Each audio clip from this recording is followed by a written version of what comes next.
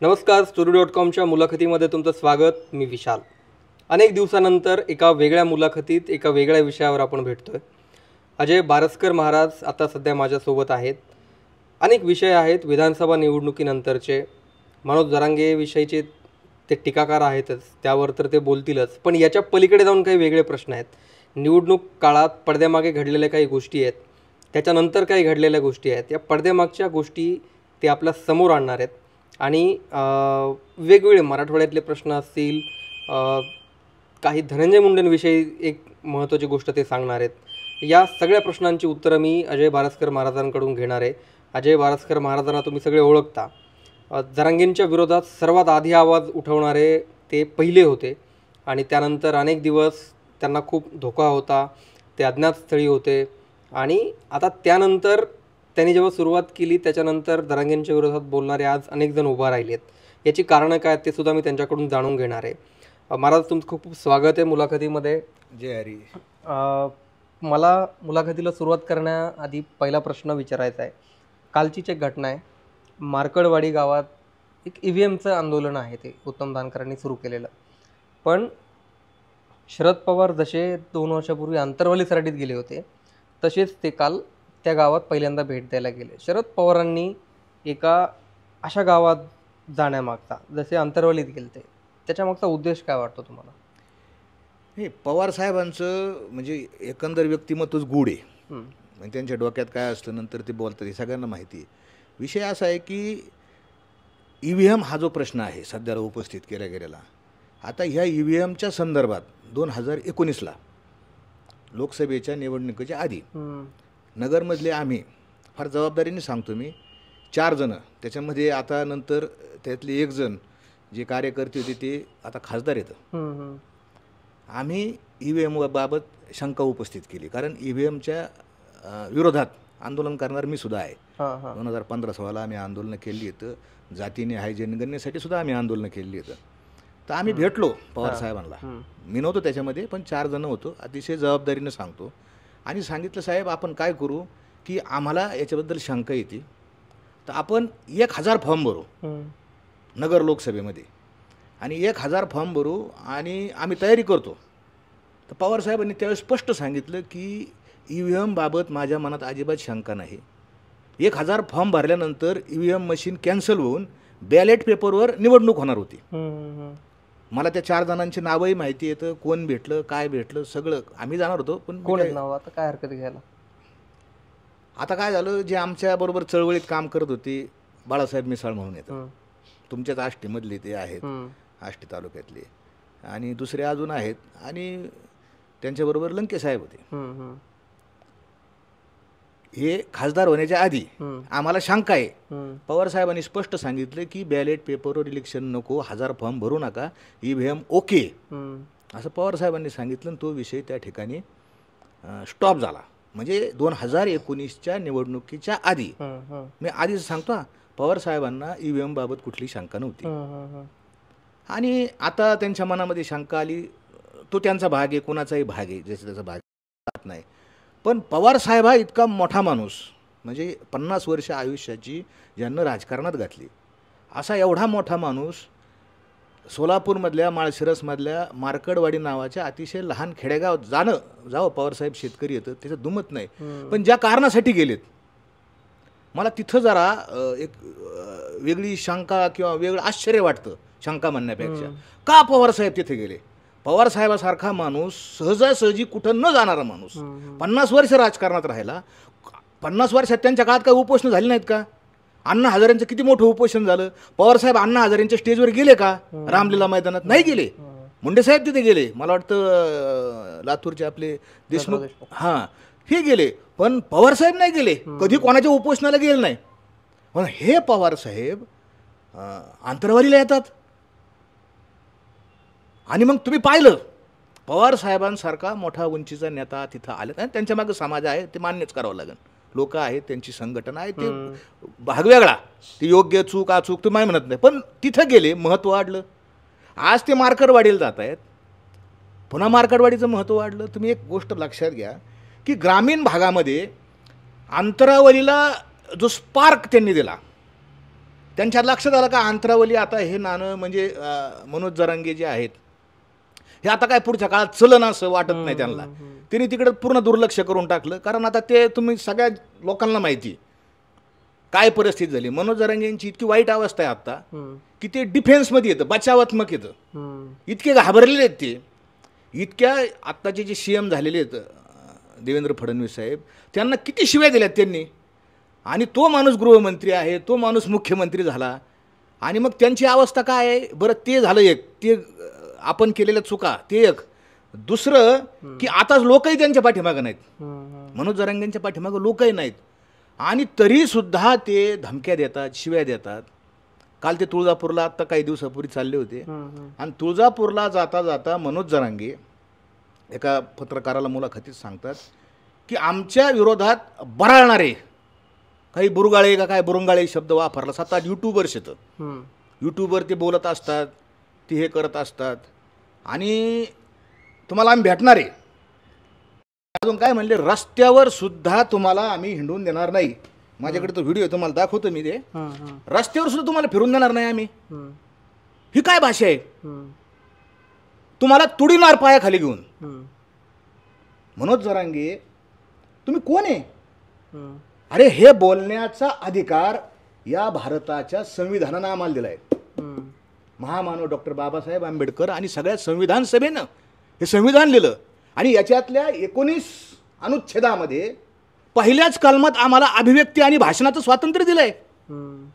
येणे दिलंय आम्हाला, घटनेने दिलंय. मनोज जरांगे आणि तुम्ही सांगता का तुम्हाला बोलून देणार नाही, तुम्हाला रस्त्यावर फिरून देणार नाही, तुम्हाला तुडू मारतेन. काय म्हणतात मनोज जरांगे. अहो मनोज जरांगे 19व्या अनुच्छेदात कलमामध्ये लिहिलंय की प्रत्येक भारतीय नागरिकास मुक्तपणे संचार करण्याचा स्वातंत्र्य आहे. ऐका तुम्ही, फार महत्वाचं आहे. हे कुठं चाललंय. संविधान आहे का नाही. म्हणजे तुमच्या मागे काही लोक असले का तुम्ही माणसाला धमक्या देणार. ही गोष्ट चुकीची आहे. दुसरी, त्यांना पाठीमागे जी शक्ती देणारी, तुम्ही जो प्रश्न विचारला की मार्कडवाडी हा प्रयोग आहे, अंतरवाली हा प्रयोग होता. अंतरवाली प्रयोग म्हणजे मनोज जरांगेंचा प्रयोग फ्लॉप गेला. नंतर त्यांनी, आता मी असं म्हणावं नाही बरं का, पण मला खूप दुर्दैवाने म्हणावं लागतं की त्यांनी पुण्यामध्ये सुद्धा एक प्रयोग केला. फार माझं आदरस्थान आहे ते. उपोषणाला बसली होती ते. मी पुरोगामी चळवळीत काम केलं, तो पण फेल गेला. मग त्यांनी आता सगळं लक्ष मार्कडवाडीकडं, ग्रामीण भागातल्या लोकांचं एक वैशिष्ट्य तुम्हाला सांगतो की जो शेतकरी समाज आहे, जो मराठा समाज आहे, तो भावनाशील आहे. मी कधीही, आपण एवढं पाहिलं की मी कधीही माझ्या समाजावर टीका केलेली नाही. मी जे बोललो ना, ती त्यांचा जो भावना आहे, त्यांचा जो राग आहे, आतली खतखत आहे, आणि तिला फक्त येऊन एक काडी लावायचं काम करतात. तसा मार्कडवाडी हा प्रयोग, हा आग लावण्याचा कार्यक्रम आहे. पुढच्या काळामध्ये हे एका वेगळ्या प्रकारचं नक्सलाईट रूपांतर करण्याचा हा प्रयोग आहे. म्हणजे पहिलं जे नक्सलिझम झालं ते आदिवासी जंगलात झालं, म्हणजे छत्तीसगड, गडचिरोली वगैरे, आंध्र काय असेल ते तिथं झालं. आता ग्रामीण आणि शहरी असं करण्याचा एक प्रकारचा डाव असू शकता असं माझं मत आहे. मला या प्रश्नावरून पुढे, आता काल परवा कोपर्डीत एक लग्न झालं. कोपर्डी सगळ्यांना परिचित आहे तिथल्या त्या घटनेमुळे. त्या पीडितेच्या बहिणीचं लग्न होतं. देवेंद्र फडणवीस तिथे गेले, त्यांनी शब्द दिलता त्याप्रमाणे. पण जरांगे तिथे दिसले नाही. ते मराठा समाजाचे आज नेते आहेत. तुमची काय प्रतिक्रिया यावर. जरांगे तिथे दिसले नाहीत. आता हेच जरांगे पाटील कोपर्डीच्या प्रकरणामध्ये त्यांनी काही भूमिका घेतली होती. त्यांची भूमिका ही संविधानाला धरून नव्हती. ठीक आहे, त्यांनी काही भूमिका घेतली होती. आता ते समाजाचं दैवत आहे असं त्यांची उदात्तीकरण करणारे काही चॅनल्स येतं, हे दाखवतात. दैवत वगैरे काय नाही ते. माझ्या दृष्टिकोनानं जरांगे एक सामान्य माणूस आहे, सामान्य, आणि कायद्याच्या, आणि त्याच्यापेक्षाही खरं जाऊन मी तर फार बोलन की कायद्याची अक्कल नसलेला माणूस आहे मनोज जरांगे. कायद्यातलं काही कळत नाही. आणि असा माणूस, ठीक आहे, कायद्यातलं कळत नाही, मग ज्या प्रश्नावरून आंदोलन झालं कोपर्डीचं, तिथं मनोज जरांगे हे आवश्यक होते लग्नाला त्या पीडित बहिणीच्या. महाराष्ट्राचे मुख्यमंत्री यांनी त्यावेळेस कधी काही शब्द दिला असन, बा तुमच्या घरातला लग्न कार्य घालतं मी येईन, त्यांनी पाळला. यांनी पण यायला पाहिजे होतं ना, हे नाही आले. माझा प्रश्न आहे, सवाल आहे की आपण का नाही आला? ती पण आपली एक भगिनी, ती पण आपली एक लेक आहे, तिच्या लग्नाला सुखात आपलं सहभागी व्हायलाच पाहिजे होतं. पण नाही आलं का त्यांच्या लक्षात आलं की तिथे गेल्यावर आपल्याला खाली बसावं लागेल मांडी घालून. आपल्याला काही इज्जत तिथं भेटणार नाही. त्यांना सगळं काय लागतं, कॅमेरा लागतो, मीडिया लागतो, हार लागतात मोठमोठाले, सत्कार लागतो, फुलं लागतात, देवपूजा लागते. आणि ती देवपूजा तिथं त्यांची काही झाली नसती म्हणून मनोज जरांगे तिथे काही गेलेलं नाही, जाणार नाहीत. एक विषय आता तुम्ही समोर हे गॅझेट ठेवलंय, त्याच्यावरनं आता चर्चा निघाली. तुम्ही मगाशी बोलताना म्हणालात की जरांगेची जी मागणी हैदराबाद गॅझेट लागू करण्याची, याचा फायदा वक्फ बोर्डाला होणार आहे. तो कसा नेमका समजावून सांगा. हे नाही, महाराष्ट्रात आता एक चर्चा चालू आहे. हे जे हैदराबाद, माझं मुळातच मी मगाशी काय म्हणलो, मनोज जरांगेला कायद्याची अक्कल नाही. आणि मी जबाबदारीने सांगतोय, त्यांनी आता याला उपाय काय? माझ्या तोंडाला काळं फासणं हा उपाय नाही, हे संविधानात बसत नाही. माझ्यावर त्यांनी केस करावी, अब्रू नुकसानीचा दावा दाखल करावा की मनोज जरांगे, अजय बारस्कर महाराज म्हणाले की मनोज जरांगेला अक्कल नाही, बेअक्कल माणूस आहे. मग त्यांनी माझ्यावर कोर्टात दावा दाखल करावा. आणि मी तुम्हाला चॅलेंजने सांगतो, मी कोर्टात सिद्ध करून देईन की मनोज जरांगेला कायद्याची अक्कल नाही. हे जे हैदराबाद गॅजेट आहे, ह्या हैदराबाद गॅजेट, सातारा गॅजेट याची मागणी करतात, हे लावा. हे लावलं म्हणजे याच्यातलं फक्त एक पार्ट कसा लागू आहे? याच्यामध्ये आदिवासीची पण संख्या आहे, आदिवासीचा वाद नाही का चालू? ह्याच्यामध्ये वकफ जमिनी, शेतजमिनी, देवस्थान हे सगळं याच्यात लिहिलेलं आहे. आणि याच्यात असं लिहिलेलं आहे, असं महाराष्ट्रात एक मत चर्चेलं जाते सध्याला की निजामाला कोर्टाने काही जरी निर्णय दिला तरी अंतिम निर्णय देण्याचे अधिकार निजामाकडे होते. निजामाचं जे काही कागदपत्र आहेत ते फायनल राहतील. मग एखादा म्हणत नाही ही जमीन आमचीच होती, निजामाचा कागद काढून आणीन. गॅजेट, निजाम संस्थांचं गॅजेट लागू करा, ह्याच्यामध्ये सगळ्याच गोष्टी चालू होतील ना. आणि मग ह्या गॅजेटचा आधार घेऊन एखादा माणूस जी सांगन ही जमिनीमध्ये आमचा एक पूर्वज पुरलेला आहे, इथं दफन केलेला आहे, त्याच्यामुळे ही जमीन आमची वकफची जमीन आहे, आणि त्याच्यावर डिस्प्यूट चालू होईल. मी म्हणत नाही असं की ती जमीन लगेच त्यांचीच होईल, पण एखादी चांगली जमीन तिच्यावर जर डिस्प्यूट चालू झाला, लोक काय म्हणतील ही जमीन लाफड्याची, याच्यात वाद चालू आहे, त्या जमिनीची व्हॅल्यू कमी होती ना. आणि तो माणूस कोर्टात जा, कचेरीत जा, जो शेतकरी असेल त्याला प्रॉब्लेम चालू होते ना. मग ह्या गॅजेटचा आधार घेऊन कुणी काही करू शकतं. म्हणून हे जे सध्याला चाललंय, म्हणून मी तुम्हाला सांगतो, मनोज जरांगेला कायद्यातलं काही कळत नाही. आरक्षणाचा जो प्रश्न आहे, मराठा समाजाला आरक्षण मिळालंच पाहिजे. अहो, आरक्षण मिळण्यासाठी मनोज जरांगेंच्या आधीपासून आम्ही काम करतोय. मला विचारलं त्यांनी, तुम्ही काय केलंय, तुम्ही काय केलंय? मनोज जरांगे, हा गायकवाड कमिशनचा रिपोर्ट आहे, हा खंड आहे पाहिला, आणि या खंडाच्या 127 पानावर लिहिलंय, मनोज जरांगे साहेब तुम्ही वाचून दाखवा, हे दाखवा अजय साहेबराव बारस्कर यांनी काय केलं. माझ्यामुळं गायकवाड कमिशनचा आयोग त्या ठिकाणी अस्तित्वात आलेला आहे, आम्ही केलंय साहेब. मराठा आरक्षणाचा प्रश्न आता कोर्टात आहे. ज्यांच्या नोंदी सापडतात त्यांना कुणबीचं आरक्षण मिळेल. दुसरं, ज्यांच्या नोंदी नाही सापडत, आता SCBCचं आरक्षण आहे. सगळे टीकाकार असं म्हणतात की हे आरक्षण रद्द होण्याची शक्यता आहे. रद्द झालं समजा, दुर्दैवाने ते आरक्षण रद्द झालं तर EWHचं चालू होईल. हे रद्द झालं तर EWH चालूच होणार आहे ना. आणि कोण म्हणतं की हे म्हणतात हे आरक्षण केंद्रात नाही. तुम्हाला अतिशय महत्त्वाचा खुलासा करतो की मराठा समाजाला हे जे कुणबी सोडून हे जे आरक्षण आहे ना SCBCचं राज्यात, आणि केंद्रात EWHचं लागू आहे. केंद्रातल्या जेवढ्याही जागा निघतात ना साहेब, हे सांगा आपण आवर्जून की मराठा समाजाला EWHचं आरक्षण केंद्रात आहे. हे जरांगे सांगत नाहीत मुद्दामून. मराठा समाजाला नेहमी संभ्रमात ठेवायचं का, तर लोक त्यांच्याकडे आले पाहिजे. जरांगे पाटील तुम आगे बढो, हम तुम्हारे साथी, त्यांच्या गळ्यात हार घाला, व्यक्तिपूजा, हे त्यांचा प्रोग्राम आहे. लोक आता त्यांच्या भूलतापाला फसत नाही, ते आता विषय संपलेला आहे सगळा. निवडणुकीनंतरच्या प्रसंगाला अनुसरून एक प्रश्न आहे माझा. तुम्ही सर्वात आधी जेव्हा बोलायला सुरुवात केली जरांगेंच्या विरोधात, तेव्हा जी वेगळी होती. आज निवडणुकीच्या नंतर अनेक लोक, अनेक तरुण जरांगेंच्या विरोधात जाहीरपणे बोलतायत, व्यक्त होणाऱ्यांची संख्या वाढली आहे. हा बदल का घडलाय नेमका? सत्य लोकांना कळालं साहेब. तुम्ही पण माझी सुरुवातीला ओळख करून त्यांनी सांगितलं की तुम्ही जरांगेंवर टीका करता. साहजिक आहे, तुम्ही टीका हा वेगळ्या अंगाने, पण मी सत्य सांगतो असं माझं मत आहे. मी खरं बोलतो. मला जरांगेंचं जे आतल्या रूममधलं जे रूप आहे, समाज काय पाहतो, एक बाहेरचंच रूप पाहतो, दिखावा पाहतो, बाह्य रूप, पण मला अंतरंग दिसलं त्यांचं. मी त्यांच्या जवळ होतो आणि लय परीक्षा करायची गरज नाही. नाही घाटावे लागत, जगद्गुरु तुकोबाराय सांगतात, नाही घाटावे लागत एका शिते कळे भात. पातेलभर भाताची परीक्षा सगळ्या भात नाही तपासावं लागत. किती तपासावं लागतं?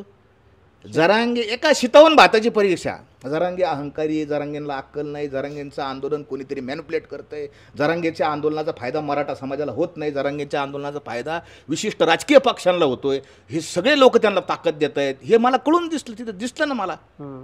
हा जरांगे आतून भेकड आहे, घाबरतो जरांगे, हे मला दिसलंय. अरे एवढा मोठ्या मराठा समाजाचा नेता, फक्त तो बोल बच्चनी, नीट लक्षात घ्या, तिने त्याचं रूप असं दाखवलंय, बाह्य रूप, पण तो आतून पोकरलेला आहे. आता इतका डिफेन्समध्ये येतो, सगळी बचावत, मग कसा तो वाचतो. प्लॅन त्याच्याकडे काय प्लॅनिंग आहे? जरांगेकडे काय प्लॅन आहे सांगा मला? मराठा समाजाचा उद्धार करायचा आहे. तो सांगतो की मराठा समाजाच्या करोडो लेकरा बाळाचं मला कल्याण करायचंय. मला कसं करायचं?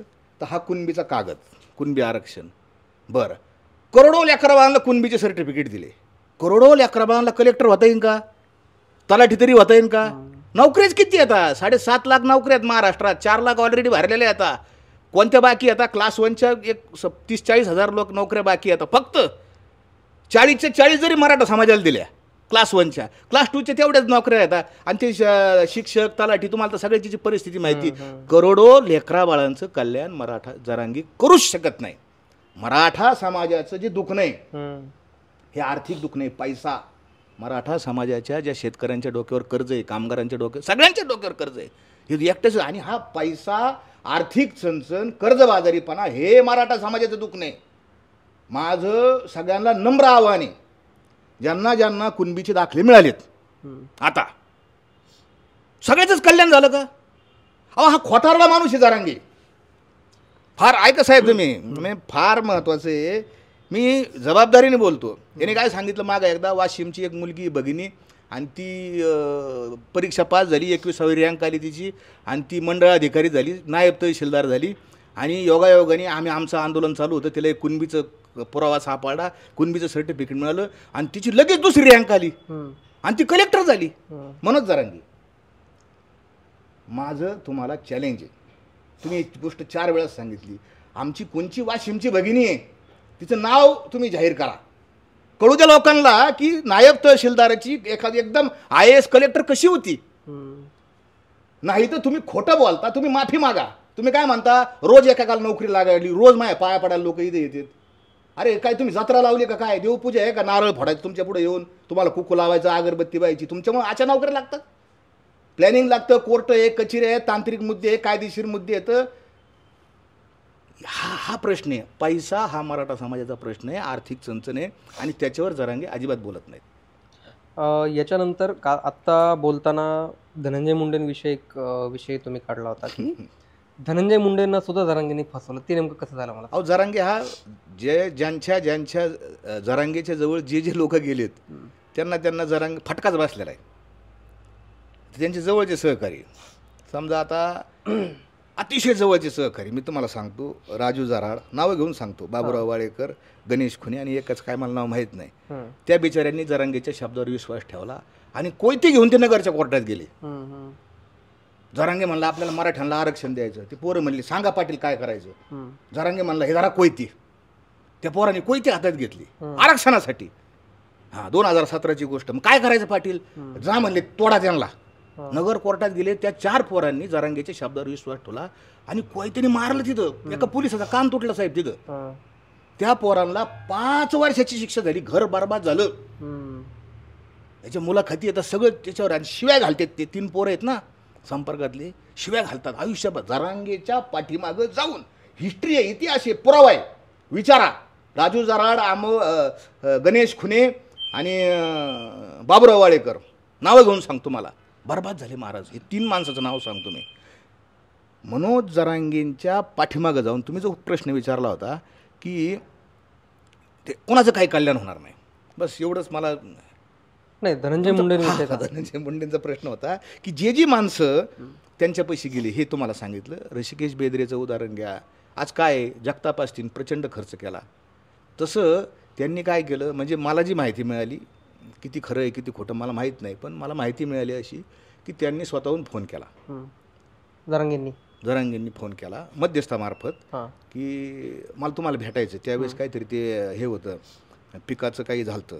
त्यांनाही शॉक बसला. बा जरांगेन मला रोज व्यवस्थित धनंजय मुंडेला जरांगे नाव न घेता पाडायची भाषा करतात, आमचे 1.25 लाख येतं पाडून टाकून ये. त्यांनाही शॉक बसला आणि मग ती तयार झाली. ती म्हणली फक्त मीडियाला हे करू नका. आणि मग त्यांची त्या पांडू तारकच्या मळ्यामध्ये त्यांची भेट झाली, तथाकथित भेट. मी काय त्याचा दुजोरा देत नाही, कारण धनंजय मुंडे साहेबांनी स्वतः सांगितलं की मी जरांगेंना भेटलेलो नाही. पण जरांगे म्हणतात मी धनंजय मुंडेंना भेटलो.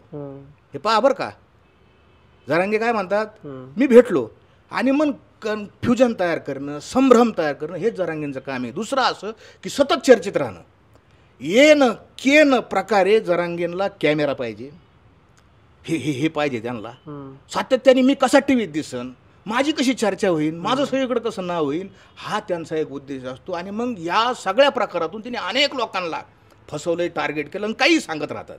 मध्ये मध्ये अशी एक चर्चा होती की जे भुजबळ साहेबाला पण भेटली, माहीत नाही मला खरं का खोटं, एका यूट्यूब चॅनलमध्ये त्याची बातमी आली होती. म्हणजे हे सगळं ह्या ना त्या प्रकाराने ते करत असतात. त्यांचा उद्देश एकच आहे की मी कॅमेऱ्यापुढं असलं पाहिजे, माझी प्रसिद्धी झाली पाहिजे. पण आता कॅमेराही निघून गेला, आता कुणीच नाही राहिलं तिथं अंतरावर. इतकी वाईट परिस्थिती झालेली. आता नाही येत रोज जरांगे पाटील तिथं.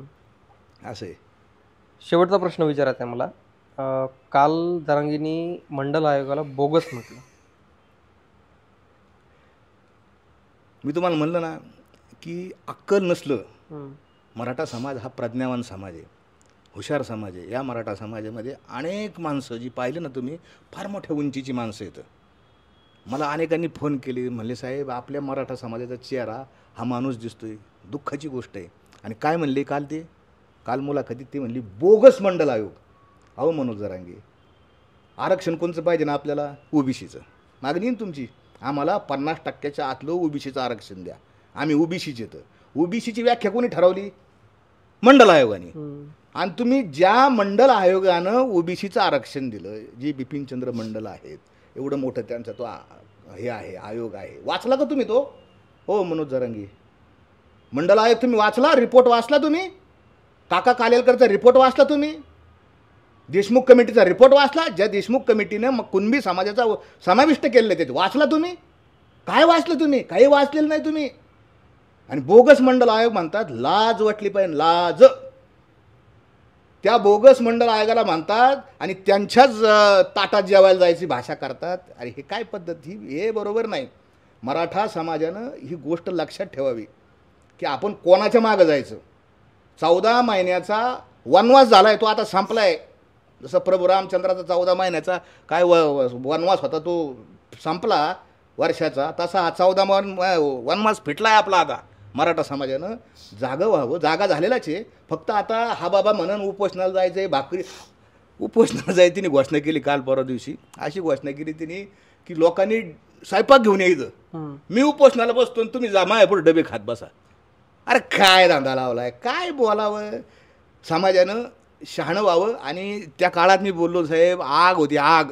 मला माहिती कशी कशी दिवस मी काढलेत, काय काय मला अजूनही प्रसंग आठवला, माझ्या डोळ्यात पाणी होतं, इतक्या भयानक अवस्थेत. पण मी खरं बोललो, मी काय टीका नाही केली. तो काय माझा काय बांधाला बांध येईन, तिने माझं काय नुकसान केलं जरांगीने, काही नाही. जरांगीने समाजाचं नुकसान केलं आहे. गावागावात जे विष पेरलं ना, विष, ते फार घातक आहे. माहीत नव्हतं. माझ्या शेजारी बसणारा अंकुश खेडकर नावाचा एक माझ्या वर्गात मुलगा होता. हां, मला माहितीच नाही कोण्या जातीचा होता तो. आज कळलं मला ते कोण्या जातीचं आहे. आज कळलं या आंदोलनात. वाईट परिस्थिती केली. जो समाज आमच्या साधू संतांनी जोडला, विष्णुमय जग वैष्णवांचा धर्म भेदाभेद भ्रम अमंगळ, तुकोबारायांचा हा अभंग घेऊन भगवान बाबा, वामन भाऊ, सगळेच तनपुरे बाबा असतील, मराठवाड्यातले सगळे संत गावगाव अभंग यांनी केले. त्यांनी नाही म्हणले बा हे तुकाराम महाराज मराठीचे येतं, कुणब्याचे येतं, त्यांचा अभंग आम्ही कसा घ्यावा. अरे प्राणप्राणाने त्या अभंग क्षणोक्षणी हाचे करा विचार. भगवान बाबांचा अभंग होता, त्याच्यावर कीर्तन करायचे. हे अभंग त्यांनी गायले, एक केला समाज. आणि हा समाज इसकटून टाकलाय मनोज जरांगेने. हे विष घातलंय, विष. साहेब मी जे बोलतो ना, माझी तळतळे, मला जाणवतंय ते. हा ॲक्टर आहे, हा नाटककार आहे, हा ढोंगी, हा सोंगाडे आहे. समाज आता शहाणा झालाय. आणि मला खात्री आहे माझा मराठा समाज भावनिक आहे. आता उशिरा लक्षात आलं की ह्या माणसाच्या मागं जाऊन आपली फरफट झालेली आहे. आणि आता सुज्ञपणे पुन्हा आमचा गावगाडा सगळे वारकरी समजून सगळे आम्ही एकत्र चावलो. ठीक आहे, ते काय राजकारणाचं भांडण असेल ते चालन, त्यांचं काय व्हायचं ते होईल, पण एक गावामध्ये आम्ही सगळे 18 पगड जातीचे SC ST OBC सगळे लोक एक राहू असा मला विश्वास आहे आणि तो काळ लवकरच येताना दिसेल. तर खूप खूप धन्यवाद महाराज तुम्ही सविस्तर बोलल्याबद्दल. तर बारस्कर महाराजांनी निवडणुकीच्या नंतर अनेक विषयांवरती गप्पा मारल्या. तुमची ही मतं, तुम्ही त्यांच्याशी सहमत आहात नाहीत, तुमच्या प्रतिक्रिया, तुमची बदललेली मतं कमेंटमध्ये जरूर लिहा. हे चॅनल तुम्ही सबस्क्राईब केलेलं नसेल तर सबस्क्राईब जरूर करा. पुन्हा नव्या व्हिडिओत भेटू.